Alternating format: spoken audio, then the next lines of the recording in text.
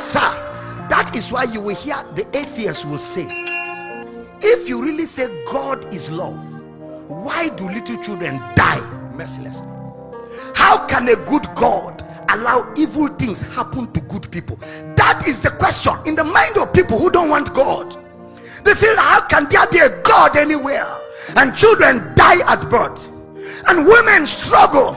A boy said to me, I saw my mother dying. I cried and I said, God, if you really are there, please let my mother stay. I don't have a father, I don't have anybody. Oh God, I beg you. And my mother still died. How can I believe in that kind of God? That is the question in the mind of people that don't like your church. That is the question in the mind of people that don't come to church, because we preachers have preached a God of judgment and a God of love. How can they trust a God who has the tendency for evil and the tendency for good? What kind of a double-minded God? Why is God so mentally agitated? Why can't he maintain a consistency? We don't want that kind of God. The world is asking questions. They're in dire need of answers. You want me to serve your God? You want me to serve your God? A God that destroys men. How can I serve you? It's even better I stay with Satan. You hear people say such things, and it's because we've not been able to defend the character, the single character of God. And it's easy. It's because the Bible you read, you didn't understand it. You saw he kill it and make it alive, and you thought it was God, but you didn't study well to see that that was the impression of the author. You read it, give it and take it away. You thought that that's the dual nature of God, but you didn't read well to see that that was the impression of a fallen man by the name Job. You read and you saw that the Bible says, can evil happen and God has not caused it? You didn't read clearly to see that that was the impression of Amos the prophet.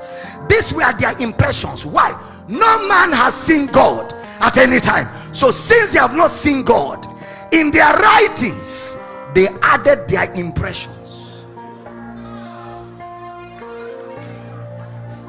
In the Old Testament, if something happens that cannot be explained, they concluded it must be God. That's where our legal system got it from, where they say natural disasters are an act of God. The legal system of Nigeria believes, in fact globally, that natural disasters are an act of God. They got it from the Old Testament impression of the prophets. If natural disasters are an act of God, why will Jesus rebuke the wind and the waves? Why didn't he say more wind, more waves? Because this is an act of God. Jesus is God who came to introduce God's character. He looked at the wind and said, "Shut, peace, be still." And there was a calm, because God does not function through natural disasters. All God does is to stop them to the degree to which you allow him to stop them. He has no pleasure in death. He is life. I am come that you may have life. That's God's character.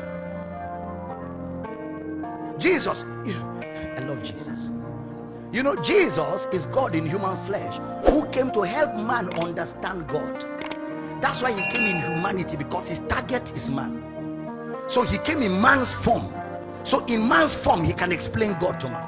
So man can understand God, so that man and God can be a family. Jesus showed up. While people are thinking about God being the one behind evil and disaster and cancers and ulcers and high blood pressure, and thinking it is God teaching them a lesson or punishing them, Jesus showed up and walked among them and said, "The thief cometh not, but for to steal, to kill, and to destroy." Meaning, I am not the killer, I'm not the stealer, I'm not the destroyer. I am light, and my job is to expose darkness. So let me expose who is behind death, who is behind stealing, who is behind destruction. Let me expose him. He is called the thief, which is the devil. But this is what I do when I come. You have life, and have it more abundantly. Am I teaching good this morning? I'm come that you may have life.